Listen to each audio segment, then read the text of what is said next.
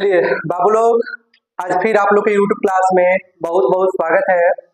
सबसे पहले हम यहाँ बता दें कि कुछ दिनों से हम लोग का वीडियो नहीं आ रहा था, लाइट की वजह से। लाइट बहुत कट रही थी। ऐसे कहने को तो सरकार हम लोग को 125 यूनिट फ्री दी है, लेकिन जब से ये फ्री हुआ है तब से लाइट की प्रॉब्लम कुछ ज़्यादा ही बढ़ गई है। ठीक है, चलिए फिर आज हम लोग अपने क्लास की तरफ बढ़ते हैं। आज हम लोग को क्लास 10 का एक्सरसाइज 6.3 का क्वेश्चन नंबर 13 से देखना है। अभी तक हम लोग 12 तक देख चुके हैं, आज हम लोग को 13 देखना है। उससे पहले हम बता दें कि कर्म का जो थप्पड़ जो होता है ना, कर्म का जो थप्पड़ बहुत भारी होता है। कर्म का थप्पड़ बहुत भारी होता है, इसलिए कभी भी किसी के साथ छल कपट नहीं करना चाहिए, किसी की आत्मा को नहीं दुखाना चाहिए। अगर आप किसी के साथ किसी भी प्रकार का दुर्व्यवहार करते हैं, किसी की आत्मा को दुखाते हैं, तो समय उसका हिसाब करेगा। अगर आप किसी को समस्या में डालते हैं तो एक दिन आप भी समस्या में फंसिएगा। तो इसीलिए बाबू किसी के साथ छल कपट ना कीजिए। चलिए अब हम लोग अपने क्वेश्चन की तरफ आते हैं। देखिए बाबू, बहुत ही अच्छा क्वेश्चन है। एक त्रिभुज एबीसी की भुजा बीसी पर एक बिंदु डी इस प्रकार स्थित है कि एंगल एडीसी बराबर है एंगल बीएसी के। दर्शाइए कि C square equal to CB into CD. सबसे पहले बाबू इसमें फिगर नहीं दिया गया, हम फिगर बना लेते हैं। यहाँ पर देखिए बाबू, एक ट्रायंगल बना लेते हैं पहले हम एबीसी। यहाँ पर एबीसी हम बना लिए, ए बी सी। ठीक है, बीसी पर, कहाँ पर बाबू? बीसी पर एक बिंदु इस प्रकार स्थित है, एक बिंदु इस प्रकार स्थित है कि ए डी सी ई वाला एंगल बराबर है बीएसी के, बीएसी के, ये पूरा वाले एंगल के, यानी पूरा वाला एंगल जो है इस एंगल के बराबर दिया गया है। तो सबसे पहले बाबू हमको प्रूफ करना है सी ए स्क्वायर। सी ए स्क्वायर का मतलब 2 सी गुना में बराबर है सीबी इंटू सीडी के। अगर हम इतना ला दे तो हम इतना लिख सकते हैं। ठीक है, देखिए हम क्या करेंगे। पहले हमारे पास जो चीज दिया गया है हम उसको लिख लेते हैं। क्या दिया गया है बाबू? यहाँ पे हल में देखिए दिया गया है, दिया है त्रिभुज एबीसी की भुजा बीसी पर एक बिंदु डी इस प्रकार स्थित है कि एंगल एडीसी बराबर है एंगल बीएसी के। देखिए बाबू, जितना चीज लिखे हैं सब क्वेश्चन से उतारे ताकि आप लोगों को कोई प्रॉब्लम ना हो। हमको जो सिद्ध करना है वह भी हम लिख लेते हैं। सिद्ध करना है, हम लोग को सिद्ध करना है बाबू सी ए स्क्वायर सीबी इंटू सीडी। यही चीज हमको क्या करना है? प्रूफ करना है। तो बाबू जो ये एंगल दिया ना, इसी ट्रायंगल में हम काम करेंगे। प्रमाण में लिख लेते हैं, प्रमाण में ट्रायंगल एडीसी, ट्रायंगल एडीसी और ट्रायंगल बीएसी में, इसी ट्रायंगल में काम कर लेते हैं। तो सबसे पहले दोनों ट्रायंगल में देखिए एडीसी, एडीसी और बीएसी, बड़का में 2 हमारा चीज बराबर दिया था, एगो ही, इसी को हम लिख लेते हैं। एंगल एडीसी बराबर है बीएसी के। यह आपका कहाँ से आया बाबू? ऑलरेडी क्वेश्चन में दिया गया, हमको ज्यादा ध्यान देने की चीज नहीं है, जरूरत नहीं है। ये दोनों में चीज, एगो चीज देखिए कॉमन क्या दिख रहा है आपको? सी और सी। देखिए ए डी सी इसमें भी आ रहा है, बी ए सी इसमें भी आ रहा है, यानी कि देखा जाए तो हमारा यहाँ पर लिख सकते हैं दोनों में सी सी आ रहा है, तो हम लिख सकते हैं एंगल बी सी ए बराबर है एंगल ए सी बी के। दोनों में सी सी हमारा बराबर है, इसको लिख देंगे उभयनिष्ठ। कैसे लिख देंगे बाबू? उभयनिष्ठ से। यह बराबर हो गया, इसलिए ट्रायंगल एडीसी एडीसी हमारा समरूप हो जाएगा। क्या हो जाएगा? ट्रायंगल बीएसी के। जब कौन नियम से बाबू? ए ए समरूपता से। कैसे बराबर हुआ? ए ए समरूपता से। हम आप लोग को समरूपता में पढ़ाए थे ना कि आपका ए ए मिल जाए, 2 एंगल मिल जाए, 3 एंगल मिल जाए, 3 साइड मिल जाए, साइड एंगल साइड मिल जाए। अगर ये चारों में से कोई भी एगो मिल जाए तो आप इसको समरूप प्रूफ कर सकते हैं। ये तो समरूप प्रूफ हो गया, लेकिन हमको प्रूफ करना है ये वाली चीज को, ये चीज अभी तक हमारे पास आया नहीं है। तो बाबू सबसे पहले अब आइए, अब चाहे आप लिख दीजिए, चूंकि समरूप त्रिभुज की भुजाएं समानुपाती होती है। भुजाएं समानुपाती होती हैं। क्या होती है बाबू? समानुपाती होती है। जब यह समरूप है तो इसकी भुजाएं भी क्या होंगी? समानुपाती होंगी। तो यहाँ पर आ जाइए, हम दो शुरू वाला लेते हैं। हाँ, शुरू वाला लास्ट वाला AC, इसमें का भी शुरू वाला लास्ट वाला लेते हैं BC, लास्ट वाला लेते हैं DC या CD, इसका लास्ट लेते हैं AC। बोलिए कोई दिक्कत नहीं ना है? अभी AC लिखा है, हम AC की जगह पर CA लिख सकते हैं। चलिए हम इसको यहाँ पर बना देते हैं, थोड़ा सा स्पेस कम है तो या करके लिख देते हैं, या कर लेते हैं। AC की जगह पर लिख देते हैं CA, नीचे आपका BC की जगह पर लिख देते हैं CB, लिख सकते हैं ना। यहाँ पर DC की जगह पर लिख देते हैं CD और AC की जगह पर लिख देते हैं CD। ऐसी है, कोई दिक्कत? आगे पीछे खाली किया है लेटर को। अब CA का CA से गुना कर लीजिए, CA स्क्वायर CB गुना CD। देखिए तो आपका क्वेश्चन के हिसाब से आ गया, यही चीज हमारा प्रूव्ड होगा। बोलिए कोई दिक्कत नहीं ना है? चलिए आप लोग स्क्रीनशॉट ले लीजिए, अगर कोई प्रॉब्लम हो तो आप लोग कमेंट बॉक्स में कमेंट करके बताइएगा, आपके प्रॉब्लम को सॉल्व किया जाएगा। स्क्रीनशॉट ले लीजिए। चलिए बाबू, क्वेश्चन नंबर 14 देखिए क्या है। बहुत ही अच्छा क्वेश्चन है, मैंने इसको सॉल्व कर दिया है, थोड़ा सा लंबा था इसलिए। देखिए, एक त्रिभुज ABC की भुजाएं AB AC माध्यिका AD अन त्रिभुज PQR में, अन त्रिभुज PQR की भुजाएं PQ और PR माध्यिका PA क्रमशः समानुपाती है। समानुपाती है तो हमने यहाँ पर लिख दिया है, ठीक है। हमको प्रूफ करना है कि त्रिभुज ABC समरूप है त्रिभुज PQR के, यह त्रिभुज इस त्रिभुज के समरूप है। तो समरूप कैसे किया जाता है बाबू? एंगल एंगल एंगल से, ट्रिपल एंगल से, साइड साइड साइड से, साइड एंगल साइड से। हमारे यहाँ कोई भी दो चीज या तीन तीन चीज हमको मिलना चाहिए, तब हम इसको समरूप कर सकते हैं। तो देखिए हमने सबसे पहले इसमें क्या किया है, जो दिया था लिख दिए, समरूप करना था लिख दिए। यहाँ पर एक कंस्ट्रक्शन की है, इस एंगल को इस एंगल को बराबर करने के लिए, इस एंगल को इस एंगल को बराबर करने के लिए। तो देखिए हम क्या किए, AD का पैरेलल है AC, हम यहाँ पर क्या किए हैं, एक लाइन खींचे हैं जो AB का मध्य बिंदु बन जा रहा है, और ये जो लाइन जो है ना इसके पैरेलल हो जा रहा है। कैसे? आप लोग को प्रमेय 6.2 में पढ़ाया गया था, यानी कि मध्य बिंदु प्रमेय के विलोम से पढ़ाया गया था कि अगर किसी त्रिभुज का दो भुजाओं का मध्य बिंदु एक दूसरे को प्रतिच्छेद करता है तो तीसरी भुजा क्या होता है? समांतर होता है। यह पढ़ाए थे प्रमेय 6.2 में, उसी के माध्यम से हम यहाँ पर समांतर कर दिए।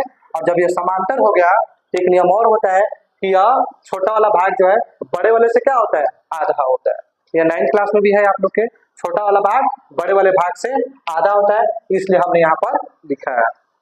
E AB का मध्य बिंदु है तथा N PQ का मध्य बिंदु है, मध्य बिंदु प्रमेय विलोम से, इसलिए हम आधा आधा कर दिए हैं। अब यहाँ पर जो क्वेश्चन हमारे में दिया गया था उसी चीज को हम यहाँ पर लिख दिए हैं। उसके बाद आधा किए हैं, AB का आधा, PQ का आधा, AC का आधा, PR का आधा, आई वाला 10 का 10 वाले दिया, ठीक है। AB का आधा कीजिएगा, हम इसमें अब खाली इसमें काम करना है, तब E वाला ले लेते हैं आधा, PQ का E वाला ले लेते हैं, PL लिख लिए हैं। AC का हम लोग ऑलरेडी निकाल चुके हैं, 1/2 AC का ED है, 1/2 PR का MN है, हम यहाँ पर लिख दिए, ये वाला 10 का 10 है। अब देखिए AEPL, इसके अलावा EDMN, उसके बाद E वाला और E वाला, तो मिल गया। तो E त्रिभुज और E त्रिभुज समरूप हो जाएगा, ऐसे समरूपता से AED और PNM समरूप हो गया। तो इसका अगर किसी भी त्रिभुज को जब हम समरूप कर देते हैं तो उसका क्या होता है? एंगल जो होता है, कोई भी एंगल क्या होता है? बराबर हो जाता है। क्या होता है? बराबर हो जाता है, कोण 1 और 2 बराबर करते हैं। अगर यही काम हम इसमें करते हैं, अब इसको हटाकर यहाँ पर हमें वो मध्य बिंदु कर देते हैं, तो हमारा इसी प्रकार 2 और 4 बराबर हो जाता है, 1 और 2 बराबर हो गया, ठीक है। उसी प्रकार जब इसमें हम काम कर लेते हैं तो हमारा 3 और 4 भी क्या हो जाता है? बराबर हो जाता है ना क्या हो जाता है? यहाँ पर देखिए बाबू, 1 और 2 बराबर हुआ है, AED में 1 और PNM में 2 होना चाहिए, यहाँ पर 2 होगा, और इसको 3 और 4 कर लेते हैं, ठीक है। यहाँ पर 1 और 2 बराबर हो गया। इसी प्रकार जब हम इसमें काम करेंगे, इस ट्रायंगल को समरूप प्रूफ करेंगे, तो 3 और 4 बराबर हो जाएगा। 3 और 4 बराबर करते हैं, समीकरण 1 और 2 को जोड़े हैं, 1 और 3 को, 2 और 4 को, 1 और 3 को जोड़े हैं, 1 और 3 किसके लिए है? A के लिए, और 2 और 4 किसके लिए है? P के लिए। चलिए अब हम आगे इसके आगे देखते हैं, ठीक है। चलिए ध्यान दीजिए बाबू, यहाँ पर हम लोग प्रूफ कर चुके थे ए बराबर पी है समीकरण 3 से। अब हम काम करें त्रिभुज एबीसी और त्रिभुज पी क्यू आर में पूरा भी, तो हमारे ए और पी ऑलरेडी समीकरण 3 से आ चुका है, और इसका ए पी, इसका पी क्यू, इसका ए सी और इसका पी आर, इस एंगल के दोनों साइड, तो साइड एंगल साइड से समरूप हो गया, और समरूप हो गया तो यहाँ पर हम लोग बराबर लिख दिए। इस प्रकार हमारा यह प्रूफ हो गया। कोई भी अगर दिक्कत हो तो कमेंट बॉक्स में कमेंट करके बताइए। चलिए ध्यान दीजिए बाबू, क्वेश्चन है लंबाई 6 मीटर, लंबाई 6 मीटर वाले एक ऊर्ध्वाधर स्तंभ है, स्तंभ समझते हैं ना, पोल, एक पोल है जिसकी छाया भूमि पर 4 मीटर की बनती है, जबकि उसी समय एक मीनार की छाया, यह एक मीनार है ऐसी, उसकी छाया 28 मीटर बनती है। मीनार की ऊंचाई ज्ञात करनी है। तो सबसे पहले अगर हम इस त्रिभुज को और इस त्रिभुज को समरूप कर दें तो भुजा अनुपात में हो जाएगा, समानुपाती हो जाएगा, उसके बाद हम मान निकाल सकते हैं। जो चीज दिया गया है हम लिख लेते हैं। पहले दिया है DF एक ऊर्ध्वाधर स्तंभ है जिसकी छाया भूमि पर पड़ रही है। ठीक उसी समय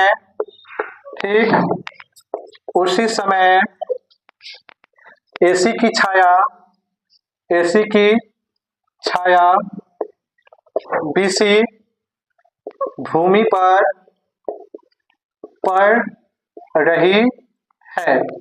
यहाँ आप देखिए बाबू, डीएफ दिया गया है आपका 6 मीटर, ईएफ दिया गया है 4 मीटर, बीसी आपका दिया गया है 28 मीटर, एसी आपका बाबू नहीं दिया गया है। यानी कि मीनार की ऊंचाई हमें ज्ञात करनी है। मीनार की ऊंचाई एसी इक्वल टू वाट। अगर हम इन दोनों त्रिभुजों को समरूप कर दे तो हम लोग समानुपाती सम इसका सलूशन कर लेंगे। तो हम काम करेंगे त्रिभुज एबीसी और त्रिभुज डीईएफ में। इसमें देखिए त्रिभुज एबीसी का एंगल सी और इसका एंगल एफ कितना है बाबू, प्रत्येक 90 डिग्री है। प्रत्येक क्या है, 90 डिग्री है। इसके अलावा देखिए बाबू, इसकी छाया और इसकी छाया, यानी कि ये दोनों क्या हो रहा है, छाया पड़ रही है समान कोण पे, इसका समान कोण क्या हो जाएगा, बराबर हो जाएगा। इसका एंगल बी और इसका एंगल क्या है, ई। ठीक है, यहाँ पर लिख देंगे छाया द्वारा बना कोण, छाया द्वारा बना कोण। जो ये छाया पड़ रही है, उससे क्या बन रहा है, कोण बन रहा है। इस प्रकार यह बराबर हो गया। इसलिए त्रिभुज एबीसी समरूप है त्रिभुज डीईएफ के कैसे, एंगल समरूपता से। एंगल क्या हो गया, समरूपता से। जब यह समरूप हो गया तो इसका जो भी भुजाएं है समानुपाती लिख सकते हैं। जैसे कि एसी का क्या हो जाएगा, डीएफ और बीसी का ईएफ। यहाँ पर लिख सकते हैं समरूप त्रिभुज की भुजाएं समानुपाती होती है, समानुपाती होती है। ठीक है, क्या होती है, समानुपाती होती है।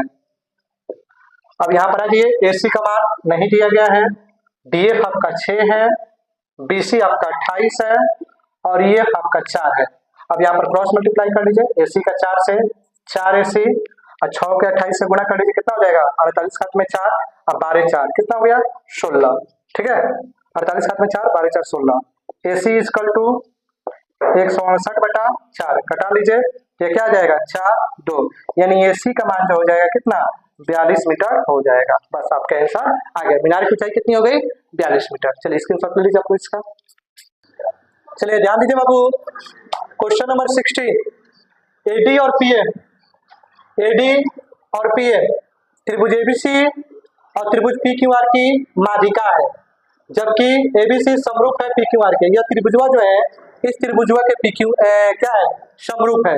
हमको सिद्ध करना है AB by PQ, AB by PQ, AD by PA, यानी कि इसको और इसको अगर हम समरूप कर दे तो इसकी भुजाएं समानुपाती हो जाएंगी। तो सबसे पहले हम आते हैं बड़े वाले त्रिभुज में। जो चीज दिया गया पहले लिख लेते हैं, यहाँ पर हल लिख लेते हैं। दिया है त्रिभुज एबीसी और त्रिभुज पीक्यूआर की माध्यिकाएं क्या है, एडी और पीएम है, और हमारा एबीसी ट्रायंगल, एबीसी समरूप है त्रिभुज पीक्यूआर के। ये चीज ऑलरेडी दिया गया है। तो जब बाबू यह समरूप है तो हम यहाँ पर बी और क्यू भी बराबर लिख सकते हैं। संगत कोण इसका बराबर होगा, बोलिए कोई दिक्कत? संगत कोण बराबर होगा। इसके अलावा इसका संगत भुजाएं भी बराबर होंगी, A B by P Q, इसके अलावा P R, P R by, P R नहीं, पी आर को छोड़िए नीचे लिखेंगे, A C, A C by P R, इसके बाद B C by Q R लिख सकते हैं। सब भुजाएं क्या होंगी, समानुपाती होंगी। यहाँ लिख सकते हैं आप, यहाँ पर ऑलरेडी लिखा हुआ त्रिभुज लिख लीजिए, भुजाएं समानुपाती होगी। क्यों? क्योंकि यह समरूप है। हमको काम करना है इस त्रिभुज में। अगर हम इसको और इसको बराबर कर दे, पीडी और क्यूएम को बराबर कर दे, तब आगे काम कर सकते हैं। तो इसको हम जज करते समझ देते हैं, P Q A C P R. या देखिए एम आपका मध्य बिंदु हो जाएगा, डी आपका मध्य बिंदु हो जाएगा, तो यहाँ पर आप 1 बाई बी सी कर लीजिए, 1 बाई 2 क्यू आर कर लीजिए। चूंकि डी और एम भुजाएं ए बी और ए बी नहीं बी सी और क्यू आर का मध्य बिंदु है। इसलिए क्या हो जाएगा, आधा जब कर लिए हैं तो आधा जब कर लेंगे तो हमारे पास देखिए क्या आ जाएगा, पी क्यू, ये वाला जस का जस समझ लेते हैं, और बी सी का दिया ले लेते हैं क्या, बी डी, और क्यू आर का दिया क्यू ए। बोलिए कोई दिक्कत यहाँ तक? चलिए अब हम काम करेंगे त्रिभुज, अब त्रिभुज पी क्यू एम में। चलिए ध्यान दीजिए बाबू, अब हम काम करेंगे एबीडी में, त्रिभुज एबीडी और त्रिभुज पी क्यू एम में, त्रिभुज पी क्यू एम में। तो इसमें देखिए बाबू, बी और क्यू ऑलरेडी हम लोग यहाँ पर लिख चुके हैं कि बराबर है, बी बराबर क्यू, ठीक है। इसके अलावा देखिए बाबू, इसका ए बी और इसका P Q, A B by P Q, और इसके अलावा हम लिख सकते हैं इसमें क्या लिख सकते हैं, ए बी हो गया, क्यू बराबर किया है Q M by B D, यानी कि B D by Q M आपका हो गया। अतः त्रिभुज ए बी डी समरूप हो गया त्रिभुज पी क्यू एम के साइड एंगल साइड समरूपता से। कैसे हो गया बाबू? साइड एंगल साइड समरूपता से।